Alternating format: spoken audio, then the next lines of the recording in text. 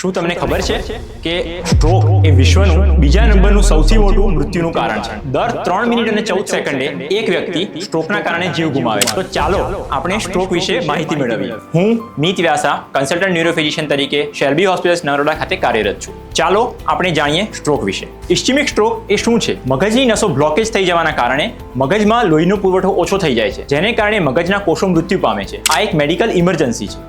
તેના લક્ષણો શું હોય છે? તો તેના લક્ષણોની અંદર શરીરની એક બાજુના હાથ અને પગની અંદર કમજોરી આવવી, બોલવામાં તકલીફ થવી, ચહેરો વાંકો થઈ જવો, દ્રષ્ટિ ધૂંધળી થઈ જવી કે સંતુલન ખોરવાઈ જવું જેવું જોવા મળે છે. હવે આ લક્ષણો યાદ રાખવા માટે બી ફાસ્ટ એક્રોનિમ છે. બી મતલબ બેલેન્સ એટલે કે સંતુલન ખોરવાઈ જવું, ઈ મતલબ આઈસ દ્રષ્ટિ ધૂંધળી થઈ જવી, એફ મતલબ ફેશિયલ એટલે કે ચહેરો વાંકો થઈ જવો, એ મતલબ આર્મ્સ હાથમાં કમજોરી આવી જવી, એસ મતલબ સ્પીચ બોલવામાં તકલીફ થઈ જવી, ટી ટાઈમ એટલે કે સમયસર હોસ્પિટલે પહોંચવું. તો કેટલા સમયમાં હોસ્પિટલે પહોંચવું જોઈએ? તો વિન્ડો પીરિયડ એટલે કે 4.5 કલાકની અંદર જો દર્દી હોસ્પિટલે પહોંચી શકે તો ક્લોટ બસ્ટર ઇન્જેક્શન કે જેને થ્રોમ્બોલિસિસ કહેવાય છે તે કરી અને આ ક્લોટને ઓગાળી શકાય છે. અને 2026ની અમેરિકન હાર્ટ એસોસિએશન અને અમેરિકન સ્ટ્રોક એસોસિએશનની ગાઈડલાઈન પ્રમાણે આ પીરિયડ 4.5 કલાકથી વધારીને અમુક કેસની અંદર 9 કલાક સુધી પણ કરી શકાય છે. જ્યારે 24 કલાક સુધીમાં પણ મિકેનિકલ થ્રોમ્બેક્ટોમી નામની પ્રોસિજર એ કેટલાક દર્દીઓની અંદર કરી શકાય છે અને સ્ટ્રોકને બચાવી શકાય છે.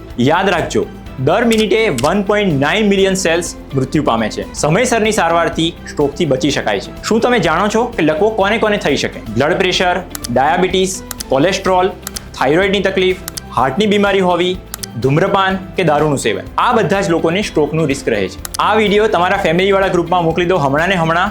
કેમ કે ટાઈમ ઇઝ બ્રેઇન. સમયસરની સારવારથી સ્ટ્રોકથી બચી શકાય છે.